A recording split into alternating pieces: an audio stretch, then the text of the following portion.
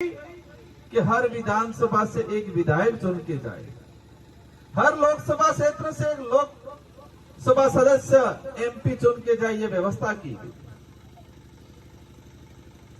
उस व्यवस्था में यह था कि अच्छा नेता, पढ़ा लिखा नेता, समझदार आदमी जाए। लेकिन आज सरोवर पे आते हैं हम, उपचुनाव के अंदर जिस तरह से माहौल बना रखा है, भाजपा देश की बात करती है, राष्ट्र की बात करती है, लेकिन राष्ट्र को सुरक्षित रखने के लिए इस राष्ट्र में रहने वाले आम जनता की, सोलंबर की जनता की आवाज बुलंद करने के लिए अच्छे नेता की जरूरत होती है, न कि अनपढ़ लोगों की। साथियों, जिस तरह से माहौल बना रखा है, हमारे 84 में राजस्थान के सारे नेता और अपने टीएडी मंत्री जी ये भूल चुके हैं कि मैं मंत्री हूं। वो लग रहा है 84 के अंदर एक बाबा बन के घूम रहे हैं आज। इनको डर है, लेकिन 84 की जनता बहुत समझदार है। 84 की जनता हमारी बहुत समझदार है। वही आशा मैं सोलंबर की जनता, सोलंबर के कार्यकर्ताओं से करना चाहता हूं कि आप भी सोलंबर के अंदर रगड़ा निकालो। मन्नालाल जी को एहसास हो जाए कि मैं झूठ की राजनीति कर रहा हूं, इतिहास खत्म करने की राजनीति कर रहा हूं। वो जनता जाग चुकी है। इस पांडाल में जो आए हैं हमारे कार्यकर्ता, पदाधिकारी, सभी हम लोग कमजोर हैं। बड़े बड़े जब्बे बाजमे वाले नहीं है हमारे पास, बड़े बड़ी गाड़ियों वाले नहीं है। ये जो जनता आई हुई है, वो सारी की जनता अपने खुद के खर्चे से, या ग्राम पंचायत में कोई पदाधिकारी होगा छोटा मोटा, उनके खर्चे से आए हैं आज। कांग्रेस बीजेपी में क्या होता है? कांग्रेस बीजेपी के अंदर गाड़ियां भेजी जाती है, पैसे भेजे जाते हैं, लेकिन हमारे यहाँ पर खुद के खर्चे से आने वाले लोग हैं। और इतिहास उठा के देख लो, वही युद्ध जीतते हैं, वही लड़ाई लड़ते हैं जो दिल से लड़ते हैं। जेब से लड़ने वाले कभी जीतते नहीं है। सोलंबर के अंदर भी हमारा कार्यकर्ता, हमारा पदाधिकारी दिल से जितेश भाई के साथ खड़ा है, और अवश्य जितेश भाई कटारा जीतेंगे और आपकी आवाज बुलंद करेंगे। मैं विधायक रहा, मैंने देखा बिल आते हैं, विधानसभा की प्रक्रिया होती है, कई बार तो हिंदी में, कई बार इंग्लिश में आते हैं।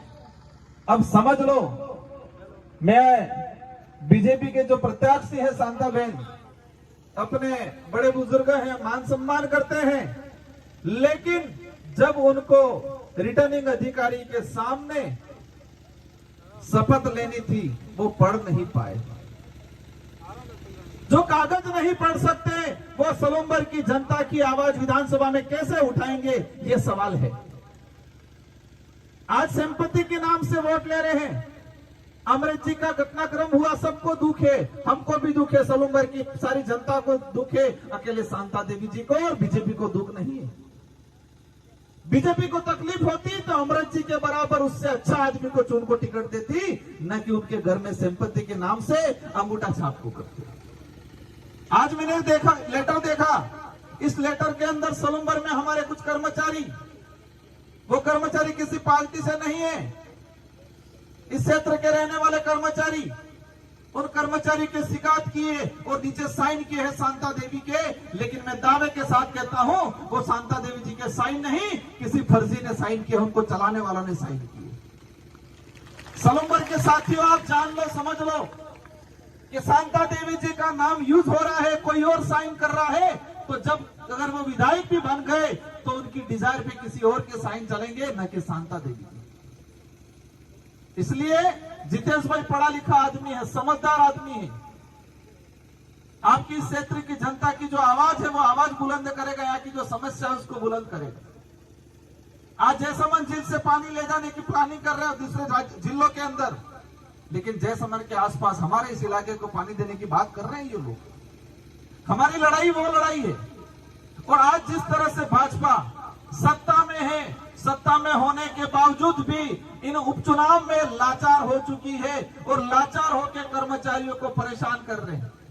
सुनने में आया है कि आंगनवाड़ी कार्यकर्ताओं को बुला रहे हैं मीटिंग में, सुनने में आया है कि पंचायत साहिब को पाबंद कर रहे हैं, सुनने में आया है कि मारवाड़ी कार्मिक को पाबंद कर रहे हैं।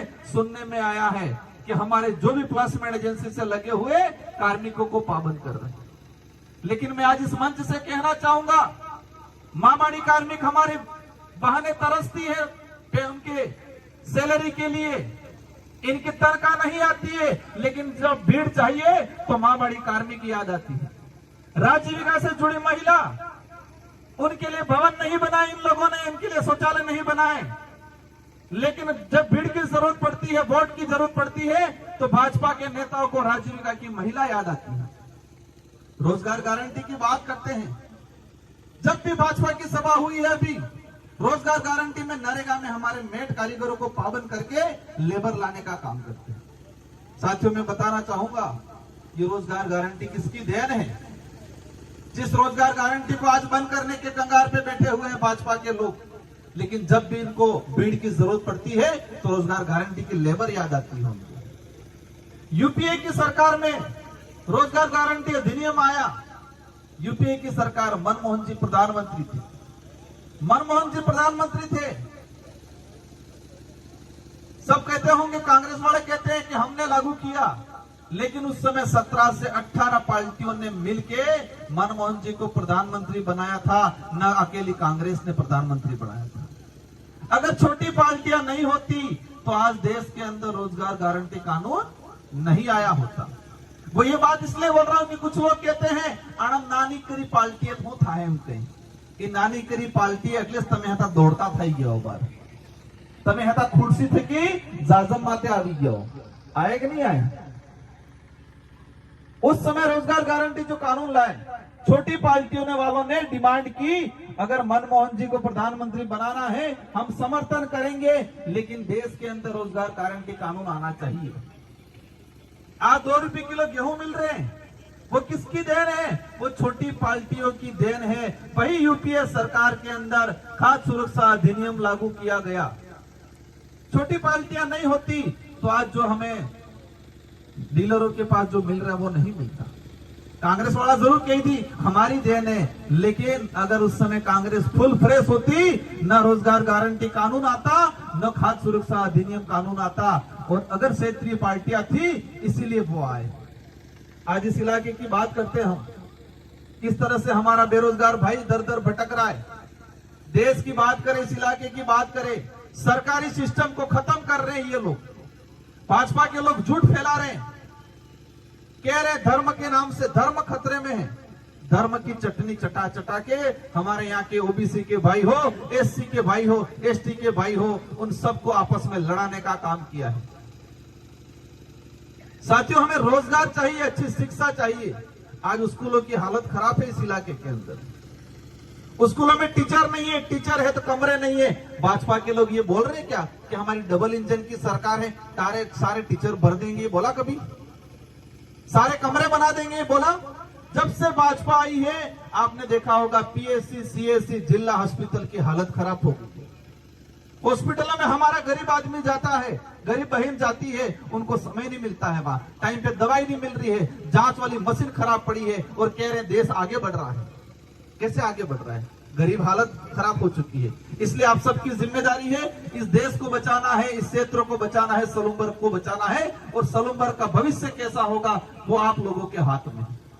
और मन्ना लाल जी को एक चीज एहसास कराना है, इस इलाके में मंत्री जी बनाए टीएडी के, उनको भी एहसास कराना है कि ये लोकतंत्र है, राजतंत्र नहीं। यहाँ पर तुम्हारी तानाशाही नहीं चलेगी। और तुमने आदिवासी समुदाय को, एससी समुदाय को, दूसरे समुदाय को जो अपमानित करने का काम किया है, वो बदला इस बार सलूमबर की जनता लेगी। लेना कि नहीं लेना है?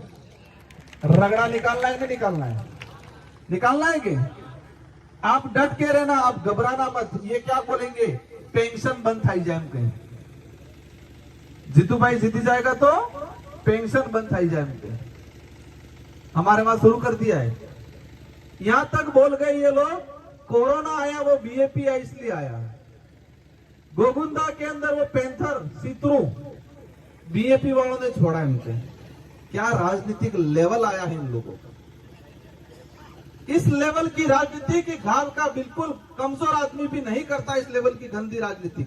और एक चीज ध्यान रखना, मन्ना लाल जी रावत, उनका एक ऑडियो वायरल हुआ था, उस वीडियो में बोल रहे हैं कि आदिवासियों के घर जला तो उनको लठ मारो। उनको सांसद इसलिए बनाया है। भाजपा क्या चाहती है? भाजपा ऐसे नेताओं पे कार्रवाई करती है। अगर भाजपा आदिवासियों के हितैषी होती, जिस नेता ने आदिवासियों के घर जलाने की बात की, उस नेता पे कोई कार्रवाई नहीं हुई। इससे यह सिद्ध होता है कि भाजपा नहीं चाहती आदिवासी समुदाय की भलाई की।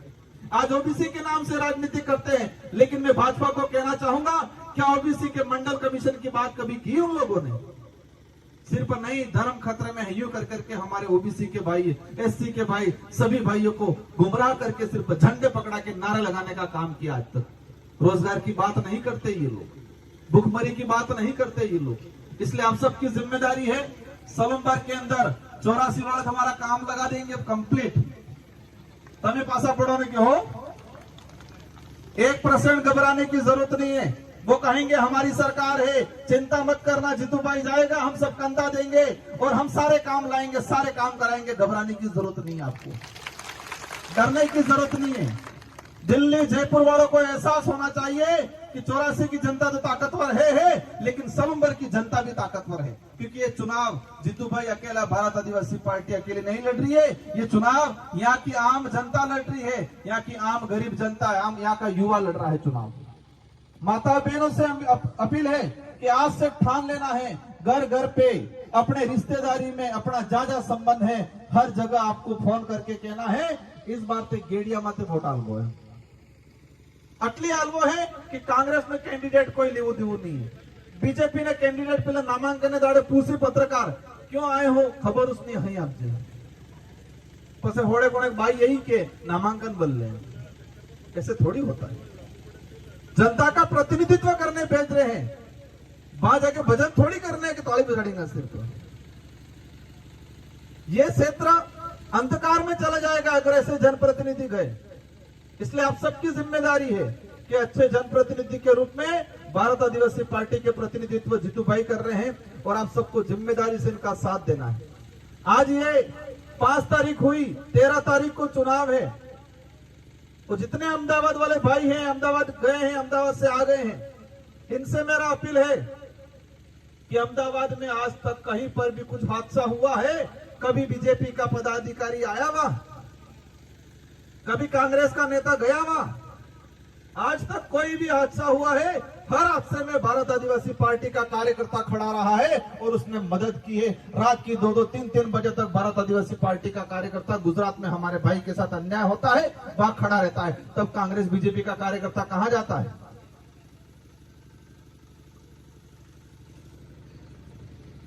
एकमात्र आज गुजरात के अंदर हमारे हजारों भाई मजदूरी करते हैं। ये लोग चुनाव आते तब तो गाड़ियां लगा लेते हैं, चुनाव आते तब तो दारू बेचते हैं। ये कांग्रेस बीजेपी वाले चुनाव आते तब तो खाने का भेज देते हैं, लेकिन जब हमारा गरीब आदमी जब परेशान होता है तब क्यों नहीं बेचते? भारत आदिवासी पार्टी एक ऐसी पार्टी है जिसने गुजरात में हमारे भाइयों की मदद के लिए वहां पर कार्यालय खोला है, ऑफिस खोला है। जो भी भाई की तकलीफ आएगी वहां हमारा कार्यालय है, वहां का साथी मदद करेगा। ये काम क्यों नहीं किया इन लोगों ने आज तक? इसलिए आप सबकी जिम्मेदारी है। 13 तारीख, 14 तारीख शायद बाबडुगरा है, 14 तारीख को सीख है, 13 तारीख थे शुरू पड़ी जाब हुए अमार तो पहला होड़े कहीं बाबडुगरा होता हो कि जागो हो 3 दाड़ा थे बाबडुगरा जगाड़ी नाखवा है, एक हाथ रगड़ो